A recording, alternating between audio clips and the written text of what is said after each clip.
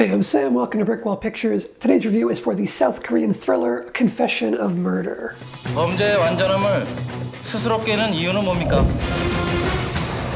죄책감이라고 해두고 싶군요.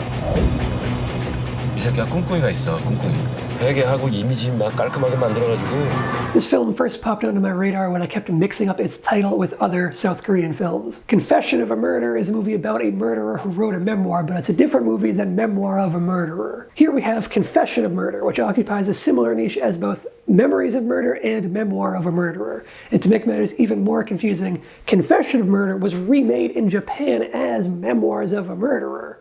Can you keep all those titles straight? I have a review for Memoir of a Murderer on the channel already, and I talked about Memories of Murder in a tier list ranking all of Bong Joon-ho's films, so check the description for links to those videos. Confession of Murder bills itself as a dark serial killer thriller in the vein of the aforementioned Memories of Murder with a dash of Park Chan-wook's Vengeance trilogy. But Confession of Murder is not exactly what it says on the tin. The film starts off with the archetypical dark streets on a rainy night that serial killer films often employ, but it ratchets the action up about a dozen notches.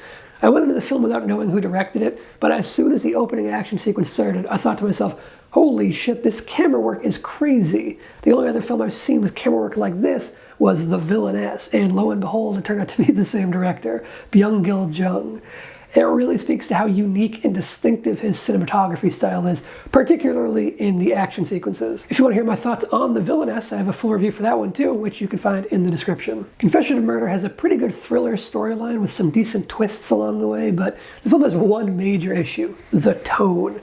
My God, the tone is all over the place in this film. The tone jumps from dark and dour thriller to goofy comedy that honestly never hits, all the way over to over-the-top action that requires a boatload of suspension of disbelief.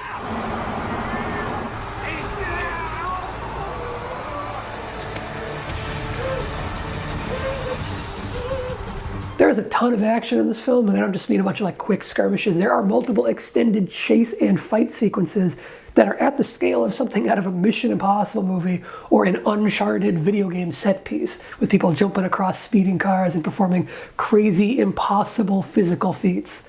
Now here's the thing, on its own, the action is fine. I would even go as far as to call the action quite good in terms of how it's choreographed and executed.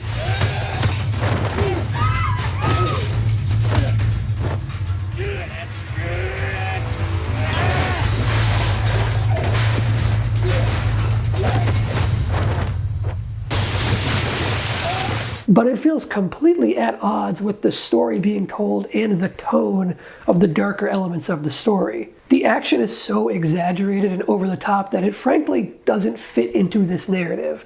Even though it can be quite exciting, moments where a snake lunges in slow motion through the air and a woman fires a crossbow into its mouth and kills it. It's a total shark jump moment, and it takes me completely out of the story. And there's multiple moments like that throughout the film. It's hard to tell where the priorities lie, and I think this tonal imbalance might be a result of there being 3 screenwriters involved.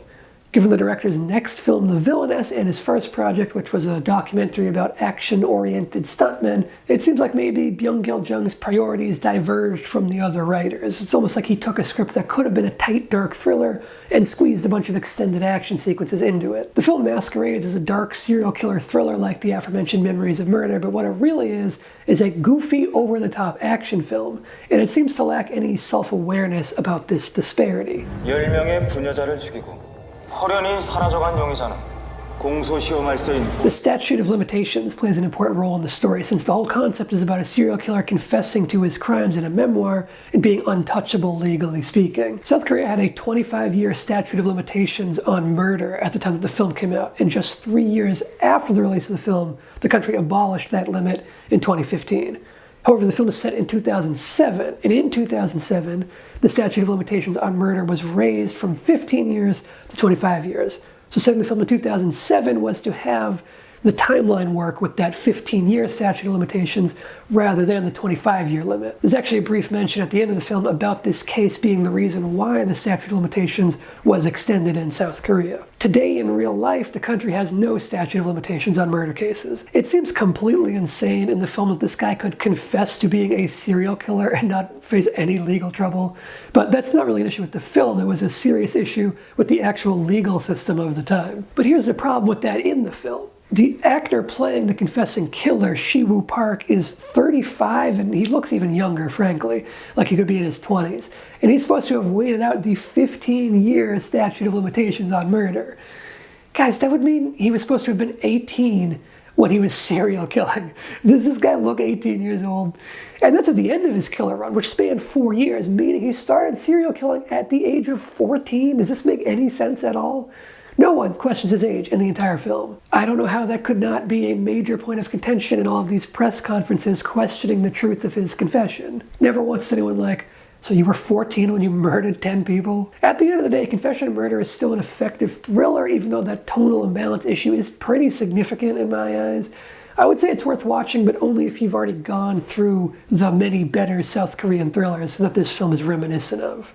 For another example, the family members of the victims teaming up for revenge in this is reminiscent of what happens in Lady Vengeance. But it feels quite far-fetched here rather than the emotional and believable portrayal from Park Chan-wook, so just watch Lady Vengeance instead. I recommend Lady Vengeance, Memories of Murder, Memoir of a Murderer, Mother, and I Saw the Devil, all above Confession of Murder. But if you've already seen all those, then yeah, Confession of Murder, still a pretty good watch. Again, you can check the description for links to other South Korean movies I've covered. That's all for today. Subscribe to Brickwall Pictures. Stick around. I'll see you next time. Bye.